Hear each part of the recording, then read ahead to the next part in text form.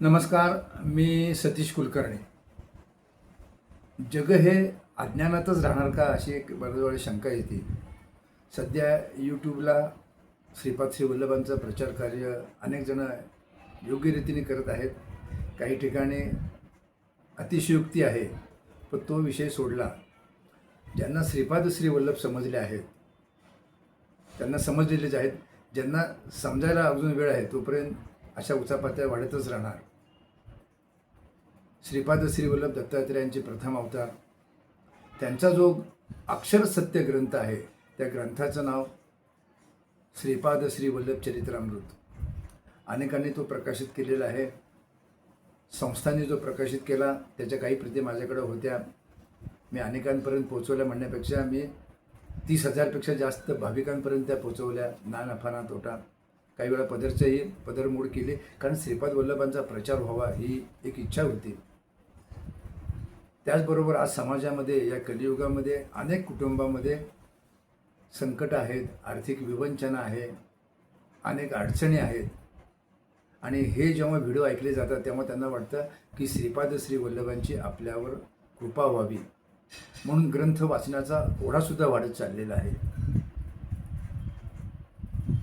पारायण अमुक तमुकबद्दल मी स्वतंत्र सांगत, परंतु बऱ्याच ठिकाणी ग्रंथ मिळत नाही. आता पिठापूरला सुद्धा मध्यंतरी ग्रंथ विक्री नव्हती. आता पुन्हा काहीतरी त्या लोकांमध्ये तडजोड झाली आणि आता ग्रंथ मिळायला लागलेला आहे. स्वामी समर्थ भवनात सुद्धा संस्थांनी मूळ जो ग्रंथ प्रकाशित केला त्याच्या काही प्रती शिल्लक आहेत. आता अगदी बोटावर मोजणे एवढ्याच राहिलेले आहेत. तर मला 2 दिवसापूर्वी एक फोन आला आणि त्या सद्ग्रस्ताने सांगितलं की मला एक ग्रंथ हवा आहे, तुम्ही पाठवू शकता का?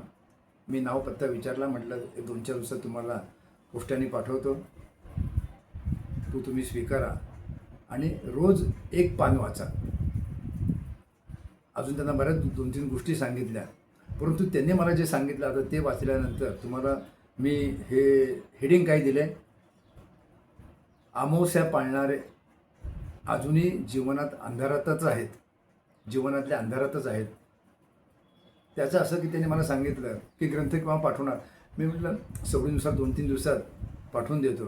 त्यांनी मला सांगितलं की अमावस्ये दिवशी मला पाठवू नका, किंवा अमावस्ये दिवशी मला मिळता कामा नये, शनिवार रविवारीसुद्धा मला ग्रंथ मिळता कामा नये. अजून मला त्यांनी 7-8 वेगळ्या अटी घातल्या, ते तुम्हाला हसू येईल.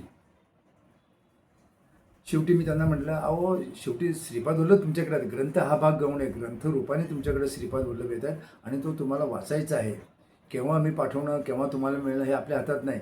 तुम्ही सांगाल त्या दिवशी जरी पोस्टात दिला आणि योगायोगाने जर तुम्ही तुमच्या म्हणण्याप्रमाणे ग्रंथ तुमच्या घरात आला आणि जर तुम्ही स्वीकारला नाही तर श्रीपाद वल्लभ तुमच्या दारापर्यंत येतील आणि परत निघून जातील. नाही म्हटले, मला एकाने सांगितले की अमावस्यापासून तुम्ही सावध राहा. म्हटलं हे व्यक्ती अज्ञान आहे, म्हणजे अज्ञानाचं तुम्हाला एवढ्या गोष्टी सांगू शकतो. मग मी निर्णय घेतला की ह्या सद्ग्रस्ताला आपण ग्रंथ पाठवायचा नाही. कारण श्रीपाद वल्लभ त्यांच्या घरी जायला तयार होते, पण त्या माणसाचे एवढ्या अटी, हसू आलं मला की काय आपण जगात आपण कसं वागतो तेच कळत नाही. अमावस्या नको, शनिवार रविवार नको, हे नको ते नको, पुन्हा त्यात अमुक हे पाठवा, तो पादुकाला स्पर्श करून पाठवा. आणि असं ऐकल्यानंतर मी काही बोललो नाही. म्हटलं माझ्याकडं ग्रंथ पाठवणं होणार नाही, कारण मी काही गोष्टी स्पष्ट बोलतो. एखादा राग येऊ न येऊ आला तरी त्याचा काही माझा संबंध येत नाही, कारण लोक अत्यंत अज्ञानी आहेत आणि जोपर्यंत अज्ञानातून मुक्त होत नाहीत किंवा ज्ञानाची प्राप्ती करून घेत नाहीत तोपर्यंत त्यांना हा त्रास होणारच. अमावस्या आता कुठं माझे अनेक शुभारंभ अमावस्या दिवशी झालेत. मी अमावस्या पाळत नाही, अमावस्या किंवा दुसरा दिवस पाळत नाही. वेळ आली की मी त्या कोणताही वेळ न पाहता, वार न पाहता, दिनांक न पाहता काम उरकायचा प्रयत्न करतो. आणि लोक आजही अमावस्येला धरून आहेत. अमावस्या वाईट नाही, तुमचे विचार वाईट आहेत, तुमचे विचार चुकीचे असल्यामुळं तुम्हाला तो त्रास होतो. आमचे एक जर उपक्रम बघितले तर आम्ही अमावस्ये दिवशीच प्रारंभ करतो, कारण त्यावेळी पिठापूरला असतो, कधी अक्कलकोटला असतो, कधी गाणगापूरला असतो. काम होणं गरजेचं असतं. हे अमावस्या पौर्णिमा जर करत बसलो असतो तर एवढी प्रगती झाली नसती आणि परमेश्वराची कृपासुद्धा झाली नसती. लोक अमावस्या पौर्णिमा अमुक तमुक इतकं धरून बसलेले आहे की त्याला ते चिकटलेले आहेत. बरं, एवढे चिकटले आहेत की तिथून आता त्यांना बाहेरही पडता येईना. व एवढे वर्षानुवर्षे ते अमावस्या करतात, देवाला जातात, अमुक शनीला तेल व्हायला जातात, अमुक करा, पण जीवनामध्ये जीवन संपत आलं तरी त्यांच्यावर कृपा का प्राप्त होत नाही? तर केवळ अज्ञान आणि त्या वर्तुळाच्या बाहेर येत नाही. जो सांगाल त्याच्यावर विश्वास. म्हणून मी परवा एक शब्द वापरला की भारतातले 99% लोक दुसऱ्याचा मेंदूचा वापर करतात आणि आपल्या जीवनाची माती करून घेतात. तुम्हाला कोणाला सांगायचा अधिकार नाही, परंतु तुम्ही गेल्यानंतर त्याला काहीतरी सांगावं लागतं, म्हणून तो असं उचापात्याखोर आणि चुकीचं सांगतो. अमावस्या चांगली, सोमवार चांगला, आठवड्याचे वारच सगळे सारखे आहेत. जर एखादा वार चांगला नसता तर तो वार उपलब्ध झाला नसता. तुमच्या मनातली भीती घालवा. म्हणून त्या मी सद्ग्रस्तांना म्हटलं, तुमचं दुर्दैव असं की श्रीपाद वल्लभ तुमच्याकडं ग्रंथरूपाने येणार होते. आता तुम्ही कुठेही ग्रंथ आणा, तो माझा विषय नाही, पण ही तुम्ही चांगली संधी घालवली. तुम्हाला ओरिजिनल चांगला ग्रंथ मिळाला असता, पूजा केलेला ग्रंथ मिळाला असता आणि तुमच्या घरी श्रीपाद वल्लभ आले असते. परंतु अमावस्या पौर्णिमा करत त्या अंधाराचंच जर त्यांचं जीवन संपायचं असेल तर शेवटी आपल्याला काही करू शकत नाही. कर्म त्याचं फळ त्याला देतं. म्हणून तुम्ही लक्षात ठेवा, विश्वासम फलदायक. ग्रंथ का वाचायचे असतात? की त्या ग्रंथामध्ये आपल्या जीवनाला दिशा मिळण्यासाठी काही संकेत दिलेले असतात. तुम्ही अमावस्या पौर्णिमा हे ते करत बसला, काहीही उपयोग होणार नाही. आपण आपलं जीवन बदलायचं असतं.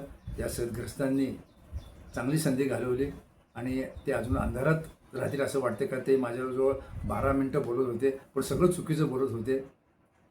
त्यांना मी वेगळ्या पद्धतीने समजून सांगायचा प्रयत्न करत होता, पण ते ऐकण्याच्या मनस्थितीत नव्हते. शेवटी मी ग्रंथ पाठवण्याचा निर्णय बदललेला आहे. आपण आपल्या जीवनामध्ये चांगले निर्णय घ्या आणि तुमच्या जीवनाला चांगली दिशा द्या, एवढीच अपेक्षा. अमावस्या पौर्णिमा करत बसू नका. जी संधी आहे त्या संधीचा तुम्ही फायदा घ्या, एवढीच अपेक्षा व्यक्त करतो. नमस्कार.